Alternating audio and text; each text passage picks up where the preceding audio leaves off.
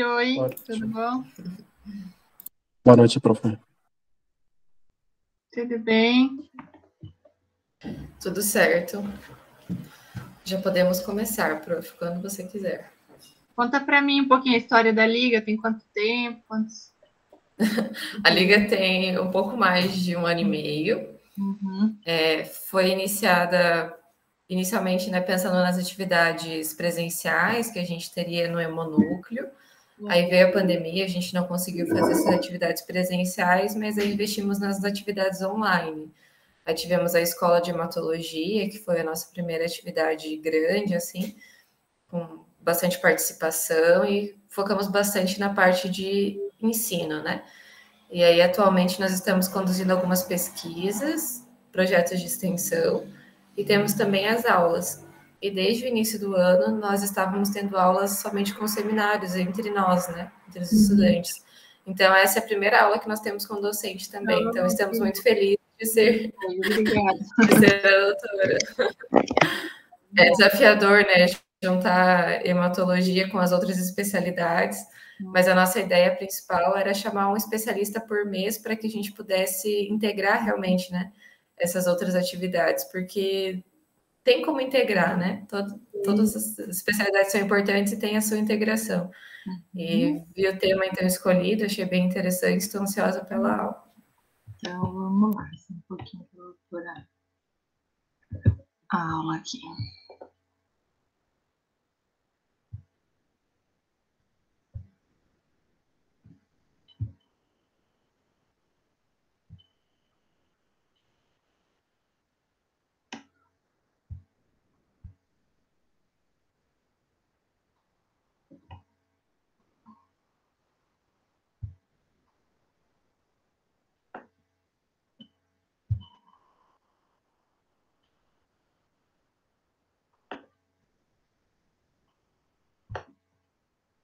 Um pouquinho.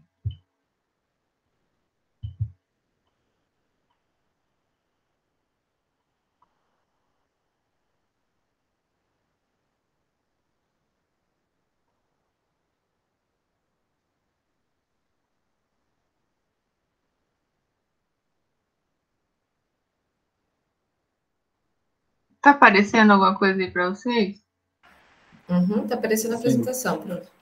Deixa eu só abrir. Apareceu inteiro? Apareceu. É que eu não consigo ver vocês. Mas vocês podem ir me interrompendo, tá?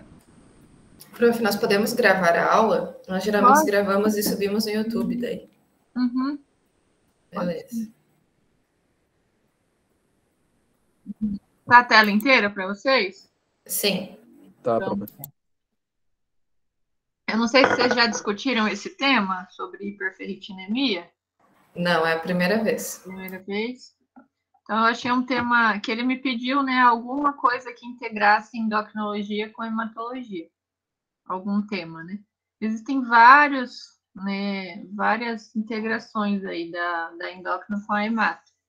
Mas, especificamente, eu quis fazer sobre esse tema que é bem comum na prática clínica, assim. Que a gente, às vezes, acaba encaminhando para o hematologista, né? Ou muitas vezes está associada aí à síndrome metabólica, que é algo que vem aumentando, né, nos últimos anos aí com a epidemia de obesidade. Então a gente sempre fica na dúvida, né, de como manejar esses pacientes com hiperferritinemia. E aí achei bem interessante que daí eu também, né, fui estudar um pouco mais e para a gente discutir aqui em conjunto. Então, existe uma doença, né, que é bem comum associada à hiperferritinemia, que é a hemocromatose hereditária. Então, a gente sempre, frente a um paciente com hiperferritinemia, a gente fica na dúvida, né, se esse paciente realmente tem algo, uma doença genética ou não, né? Então, por isso que é importante a gente fazer essa investigação. A gente sabe que o ferro, né, ele é um elemento essencial para células, né, do nosso organismo. Ele é importante no transporte de oxigênio, necessário para a síntese de DNA e transporte de elétrons. E a gente sabe que a captação, a utilização e o armazenamento e excreção do ferro, eles são mantidos em um equilíbrio dinâmico para garantir que a quantidade de ferro no organismo possa dar conta, né, dessas necessidades fisiológicas sem acúmulo excessivo. Quando a gente não consegue fazer, então, né, essa captação, essa utilização e o armazenamento correto, nós temos aí um acúmulo do ferro, e esse acúmulo do ferro pode desencadear, então, aí a hiperferritinemia, né, e causar algumas doenças. E a gente sabe que existe uma quantidade máxima de ferro que o nosso corpo, ele suporta, né?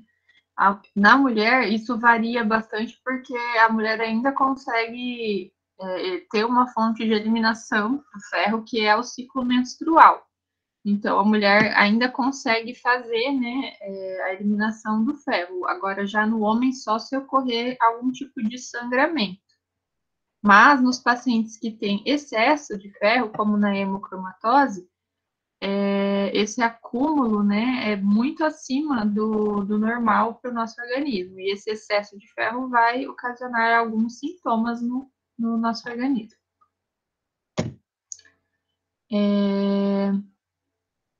O nosso corpo, então, o acúmulo de ferro integral, né, varia de 4 a 5 gramas.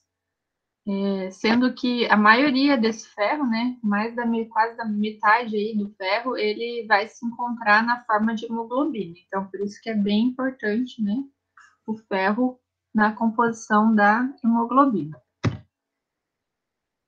E aí, qualquer distúrbio, então, nesse processamento de absorção, transporte e distribuição, pode resultar tanto na deficiência quanto no acúmulo desse íon para o organismo. Quando a gente tem uma deficiência, a gente vai ter anemia, e quando a gente tem um acúmulo, a gente tem o aumento do ferro aí no organismo, então, podendo causar aí a hiperferritinemia. Em condições fisiológicas, o organismo é capaz de reciclar e reutilizar o ferro proveniente da destruição das hemácias senescentes. Então, além, né, o organismo também consegue reciclar. Então, se a gente tem um excesso, né, a gente não consegue dar conta do transporte, distribuição e armazenamento, a gente tem um excesso de ferro aí. A gente sabe que existem duas formas de ferro, tanto o ferro M, que é a forma orgânica, que ele apresenta alta biodisponibilidade, é encontrado principalmente em alimentos de origem animal, né? Então, por exemplo, na carne,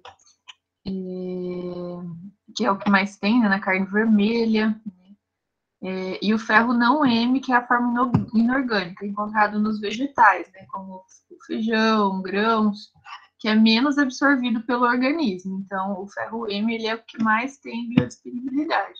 Então, pacientes, por exemplo, que não têm, né, fontes de ferro orgânica, por exemplo, que são vegetarianos, veganos, eles têm uma diminuição aí do ferro, podendo levar à anemia. E já o excesso, né, o excesso de ferro da alimentação é também ruim, né, podendo ocasionar o acúmulo de ferro no organismo.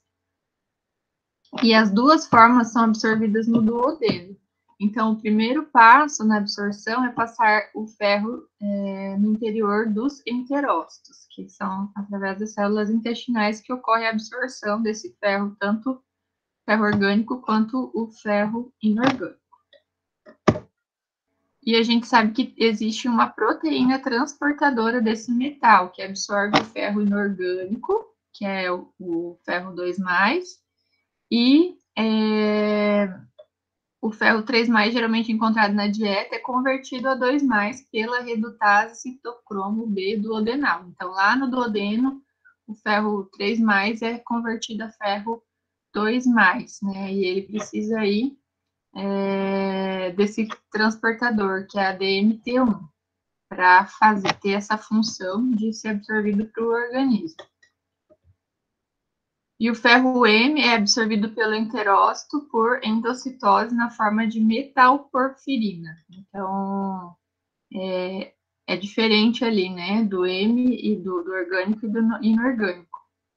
E daí, lá no interior do enterócito, o ferro orgânico é liberado, tendo o mesmo destino do inorgânico.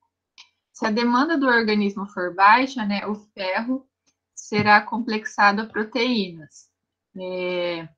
Ou seja, quando não está precisando, né, desse estoque, vamos dizer assim, ele é estocado, né, em formas de proteínas, como a ferritina e a hemosiderina, na qual irá permanecer no enterócito até ocorrer a descamação do epitélio intestinal.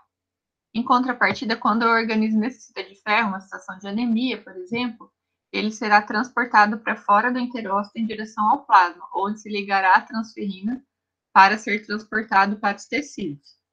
Então, vai depender aí da demanda do organismo, né, para que ocorra aí utilização, né, ou estoque desse excesso de ferro. E daí a transferrina, então, é a principal proteína que se liga ao ferro no sangue e é transportada por todo o corpo. A quantidade de transferrina disponível para transportar o ferro reflete, então, das capacidades total de transporte desse metal e da capacidade não saturada de transporte na saturação da transferrina. Então, por exemplo, situações de anemia, né, a gente tem uma demanda aumentada aí da capacidade total, né, de ligação do ferro a essas transferrina, né? Então, para que ocorra, né, a utilização aí do ferro nas hemoglobinas. Aí, em relação à absorção do ferro lá no intestino, existe essa proteína, a epicidina, também regula a homeostase do ferro devido à sua ação sobre outra proteína, que é a ferroportina. A ferroportina, ela é responsável pela passagem do ferro de dentro das células, principalmente dos enterócitos e macrófagos, para a circulação, onde este liga à transferrina e é transportado, então, à medula óssea. A epicidina liga-se à ferroportina, causando sua degradação, ou seja, limitando a disponibilidade de ferro para a eritropoese. Então, na ausência dessa epicidina, ocorre aumento da absorção intestinal de ferro e efluxo de ferro dos macrófagos, levando ao seu acúmulo nos tecidos. Então, que é o que ocorre na hiperferritinemia causada pela hemocromatose, nesse caso. Então, a gente tem uma ausência aí dessa epicidina, ocorrendo, então, um aumento maior ainda da absorção intestinal de ferro, ou seja, a doença, ela vai ocasionar esse acúmulo, né, predispondo esse acúmulo de ferro, levando ao acúmulo do ferro nos organismos, nos tecidos. E aí a sobrecarga de ferro estimula a síntese da epicidina, que é como se fosse um feedback, por exemplo. Então, a própria sobrecarga de ferro vai estimular a síntese da epicidina, que, por sua vez, reduz a entrada de ferro pelo intestino e a saída de ferro dos macrófagos, diminuindo, assim, a quantidade de ferro na circulação e sua deposição nos tecidos. Isso ocorre numa pessoa normal. Já na pessoa que tem ausência, né, dessa epicidina, que ocorre, então, em caso de mutações genéticas da hiperferritinemia causada pelo hemocromatose, a gente vai ter um aumento, então, da absorção intestinal do ferro. E aí então, a doença, a hemocromatose, né, que ela é conhecida há algum tempo, através, né, a mutação no gene HFE, que vai levar a esse aumento, então, na absorção do ferro. A mutação mais comum, mais conhecida, é essa C282Y. E aí a doença, a hemocromatose em geral, ela é vista em pacientes com duas cópias dessa mutação, um herdado do pai e outro da mãe. Uma condição chamada de homozigose, quando é dupla herdado, né, do pai e da mãe. Quando há uma mutação, então, na C282Y em homozigose, aquela proteína HFE formada perde sua afinidade com o receptor 2 da transferrina, e esse complexo HFE e receptor 2 da transferrina vai estimular a expressão da epsidina, que não é formada, causando, então, redução da epsidina. E aumenta, então, lá naquele mecanismo ali de absorção intestinal de ferro, e também estimular a saída de ferro dos macrófagos, levando, então, ao acúmulo de ferro nos tecidos, principalmente no fígado. Então, aqui, mostrando, né, o HFE, que está ali envolvido, né, na mutação do gene HFE, vai levar, então, essa mutação, né, C282, que é a mais comum, mas existem outras, né, e a mais comum mais grave, vamos dizer assim, que é da homozigose, né, que vai levar à hemocromatose. Então, esse excesso de ferro vai levar a danos nos organismos, nos órgãos, principalmente o fígado, né, podendo levar a cirrose, podendo levar a alterações, né, das enzimas hepáticas, acúmulo de ferro no coração, nos órgãos. Então, aqui especificando alterações aí da hemocromatose. Então, ela vai ter alteração sistêmica, né, podendo levar, então, ali a um fígado cirrótico, podendo levar alterações até no eixo hipotálamo, hipófise adrenal, o acúmulo do ferro, né, tanto na hipófise quanto no testículo, pode desencadear uma série de alterações hormonais, né, pode inibir o eixo gonadotrófico ali, diminuindo a secreção de LH, FSH, vai ocasionar uma pele mais bronzeada, né, então o aspecto do paciente fica mais bronzeado, pode levar a perda de memória, então alterações, né, acúmulo de ferro a nível cerebral, vertigem, perda de cabelo, alterações cardíacas, então aumento ali da hipertrofia cardíaca por excesso de ferro, ou seja, hemocromatose é uma doença sistêmica, e por isso que a gente precisa fazer um diagnóstico correto aí. Essa alteração pode levar a piora aí dos índices metabólicos, então, aumento do risco de diabetes, aumento do risco de hepatomegalia, doenças articulares. Então, é uma síndrome, né, que atinge todo o organismo, esse excesso de ferro. Aqui a gente tem as principais causas, então, da hemocromatose. A gente tem tanto a hemocromatose primária, que seria essa hereditária, né, que é aquela genética, né, a hemocromatose clássica, que é essa do HFE, do gene HFE, e existem outros tipos, né, de hemocromatoses também hereditárias, que por lesões genéticas, vão levar aí alterações, né, em algumas proteínas, né, aquelas que a gente já falou, a epsidina, a ferroportina, podendo causar, né, uma série de modificações genéticas aí, e perfis diferentes da doença.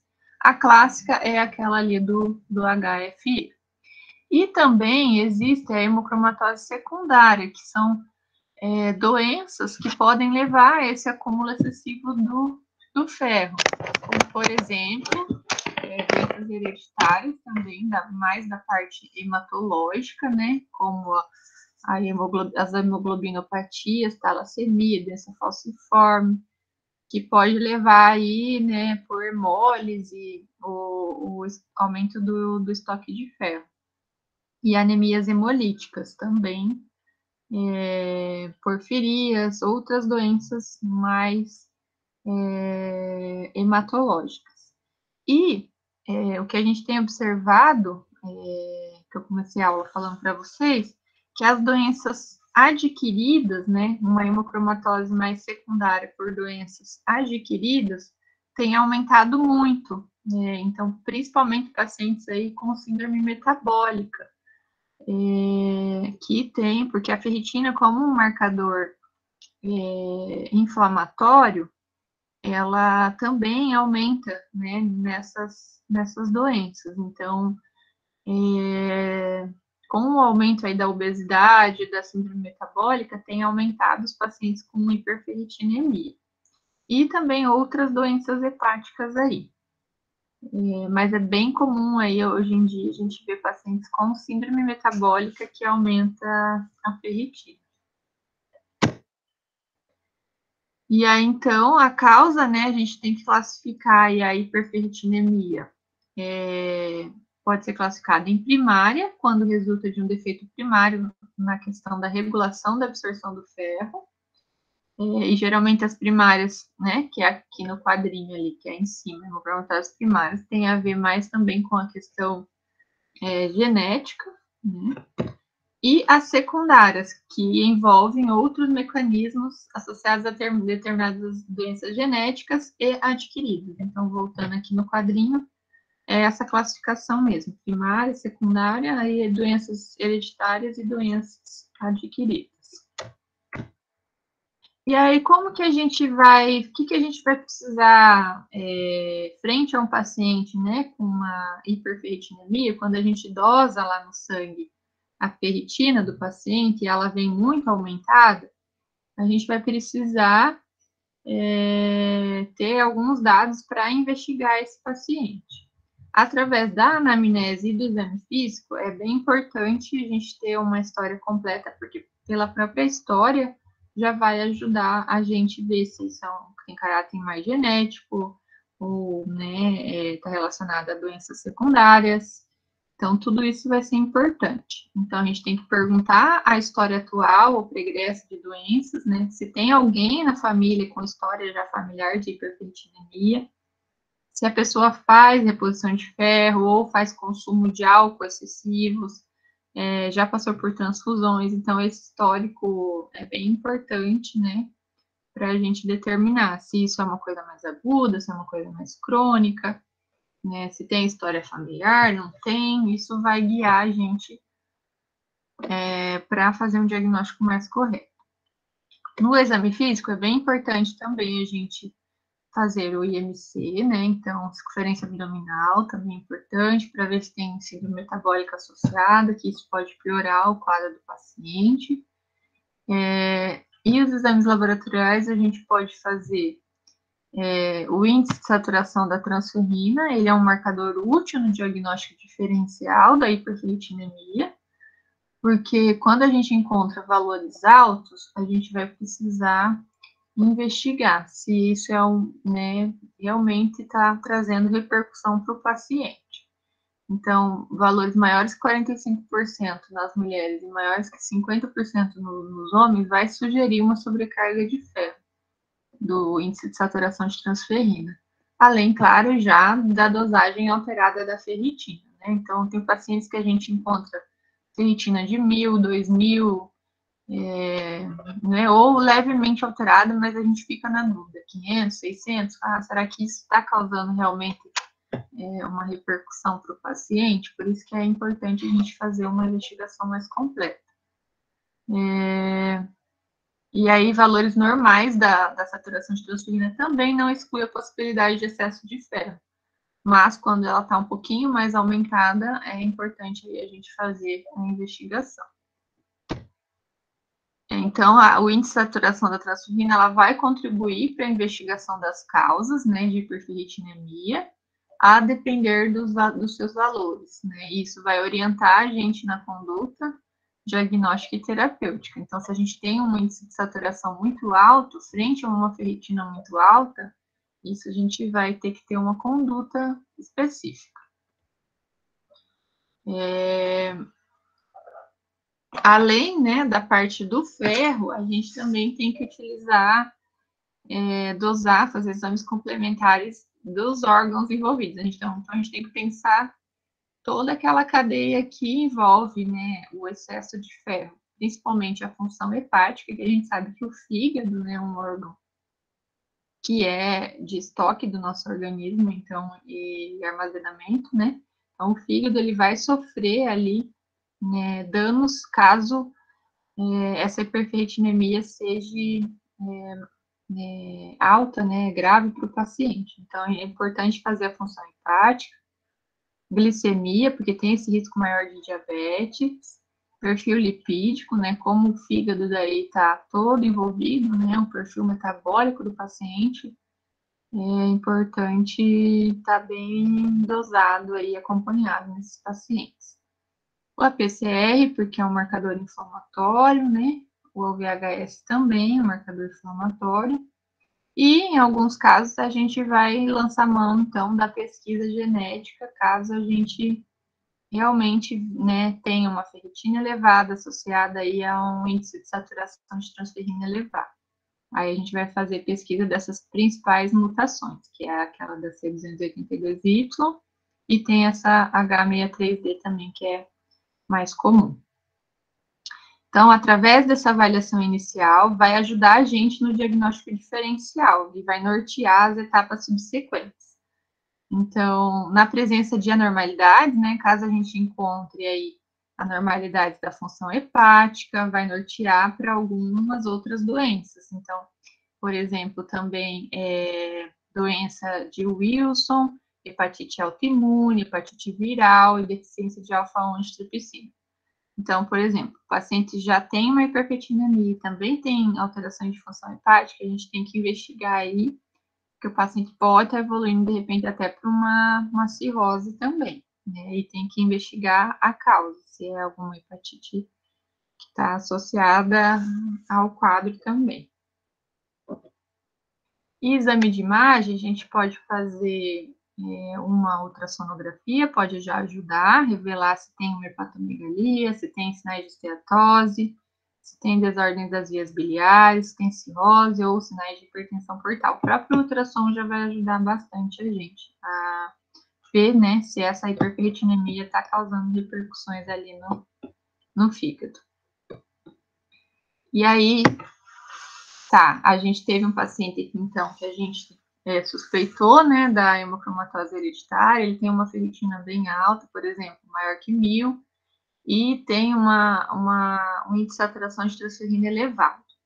Então, a gente vai fazer, então, a pesquisa genética, porém, é a pesquisa genética, por isso que a gente não faz para todo mundo. É um exame caro, geralmente não está tão disponível na rede, né? Convênios faz, mas com essa... tem que ter alterações já importantes, né? Uma ferritina elevada ou o índice de saturação de transferrina elevado associado também para a gente conseguir fazer o exame de mutação genética, para ver se o paciente apresenta. Enfim, a gente conseguiu dosar daí fazer o exame de mutação genética. A gente viu, então, que esse paciente apresenta uma mutação lá no C282Y em homozigose. Então, a gente consegue daí fechar o diagnóstico de hemocromatose hereditária. Se esse paciente tem uma ferritina muito alta, indica-se, então, a realização de uma biópsia para avaliar a presença e a gravidade do dano hepático, particularmente se os testes de função hepática estiverem alterados e se os exames de imagem sugerirem cirrose. Então, a gente tem que excluir outras causas, né, porque às vezes pode ser uma hepatite, né, pode ser, ou às vezes o paciente usa álcool junto, então, a biópsia que vai realmente afirmar se aquele dano hepático é causado por uma hemocromatose ou não. Então, por isso que a gente tem que seguir alguns passos, né? Porque a gente tem que pensar que às vezes é difícil a gente conseguir exames complementares. Mas a gente só chega na biópsia quando realmente há necessidade de diagnósticos diferenciais aí e ver se realmente, né, aquela lesão hepática é pela hemocromatose. Se o paciente tiver o diagnóstico de hemocromatose, mas apresentar uma ferritina menor que 1000, o procedimento não é necessário de rotina, a menos que haja, né, dano a ultrassom ali. A gente fez ultrassom e realmente tem uma hepatomegalia ou uma disfunção hepática. Daí sim a gente precisa fazer a biópsia para confirmar também. E como que a gente vai manejar, né? Chega aquele paciente com uma ferritina bem elevada, paciente homem, né? Que é mais difícil ainda, né? Que não tem perdas menstruais mensais, né? A única fonte de perda de sangue é, às vezes, por sangramento. Então, como que a gente vai fazer? Como que vai remover esse excesso de ferro do organismo? Existe, então, uma técnica chamada flebotomia, é como se fosse uma sangria, retirada mesmo, funciona como se fosse na doação de sangue, né? Mas esse sangue geralmente não é aproveitado, infelizmente. Em alguns lugares, alguns países, eles são aproveitados para doação de sangue mesmo. Mas a maioria no Brasil, por exemplo, o sangue da sangria ele é descartado, infelizmente. A gente poderia até, de repente, fazer um estudo mesmo, ver se por que realmente esses sangues são descartados, viu? Porque tem alguns países que realmente utilizam eles. Mas como existe uma sobrecarga de ferro, né, no sangue, por isso que muitas vezes eles são descartados. Na sangria é realizada, então, uma retirada de cerca de 450 ml, que é mais ou menos uma bolsa de sangue, né, quando vai fazer a doação, que corresponde a 250 miligramas de ferro. Então, é muita coisa. Lembra que o organismo, às vezes, utiliza 2,5 miligramas, né, para as hemoglobinas. Então, através da sangria, a gente consegue retirar bastante, né, para ajudar aí nesse excesso de ferro que está no organismo. Então, além desse efeito direto, a queda da hemoglobina secundária à perda sanguínea vai estimular novamente a eritropoese, o que mobiliza os estoques de ferro para a produção de mais hemácias, contribuindo ainda mais para a redução dos níveis de ferritina.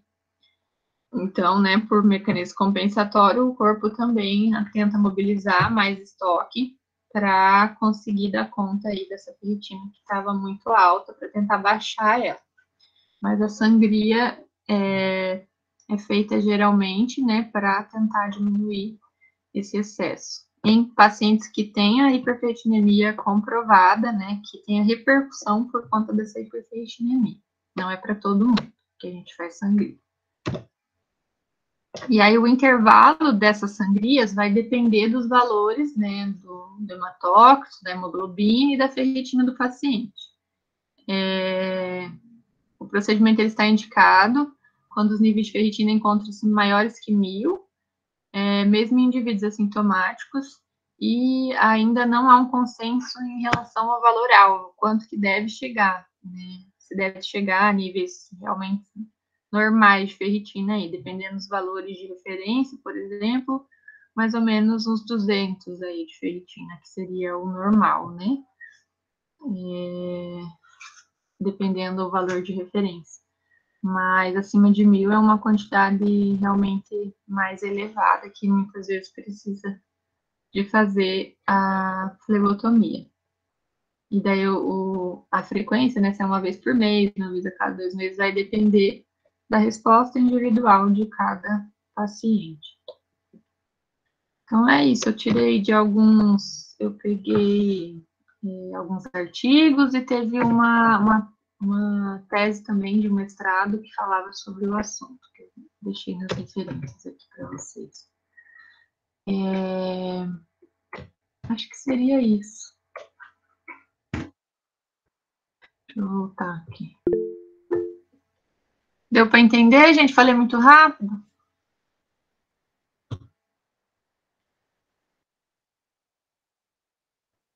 Cadê? Está todo mundo cansado já, né? Deu para entender sim, prof. Muito bom, professora. Obrigado. Outra coisa também que dá para a gente discutir, processos inflamatórios, aumenta muito ferritina, mas geralmente isso é agudo, tá?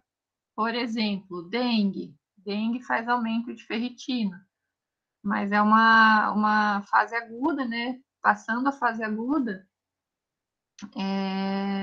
isso é diminuído, tá?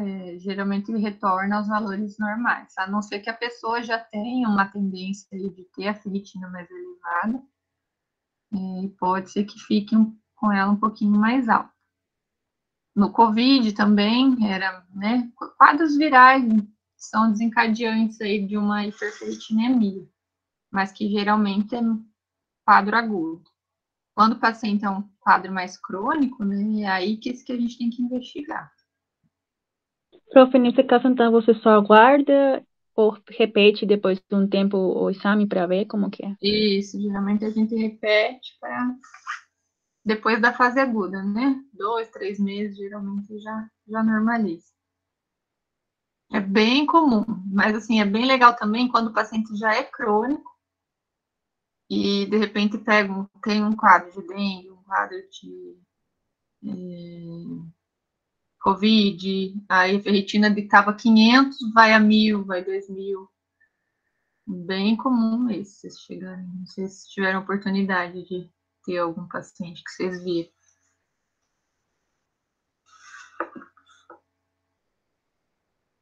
Já tinham estudado sobre o tema? Não? Não. Então, tudo que tem que sempre trabalhar, né? Tem que estar tudo sempre dentro do normal. Ferro de mais é ruim, ferro de menos é ruim. Tem os distúrbios de absorção, utilização, armazenamento. Então, tem que... Tudo tá num controle aí, né? Uhum. A alimentação, ela pode interferir, mas não é tanto, tá? Vocês vão ler assim, porque eu tô com a minha ferritina alta, eu vou deixar de comer carne. Não é bem assim, não é só através da alimentação que vai reduzir os níveis. Então, tem pacientes que quase não faz diferença.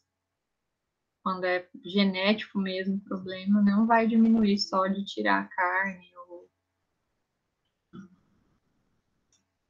Professora, tem uma relação com a síndrome metabólica. Tem alteração dos índices glicêmicos necessariamente também nesses pacientes? Podem,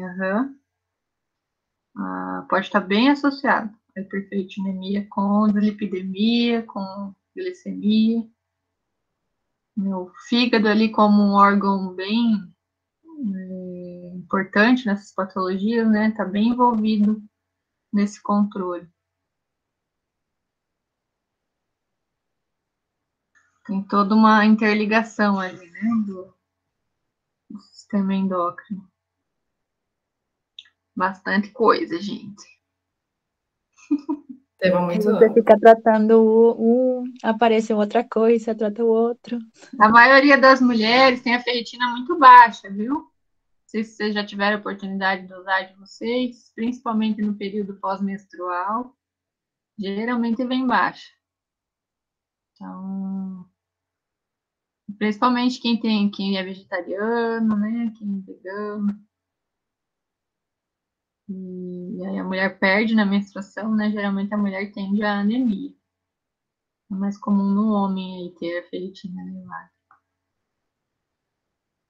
Pós-bariátricos também diminui a ferritina.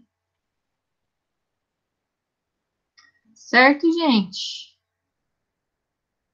Certo, prof. Só lembrando, pessoal, que eu já mandei o link da presença no chat. Agradeço a professora pela excelente aula, pela disponibilidade. Ficamos muito felizes com a sua presença. Que bom, obrigada, gente. Obrigado, professora. Na correria a gente dá um jeitinho. Muito obrigada. Tá bom, beijo, prazer. Boa noite. Boa noite. Tchau, tchau. Tchau, tchau.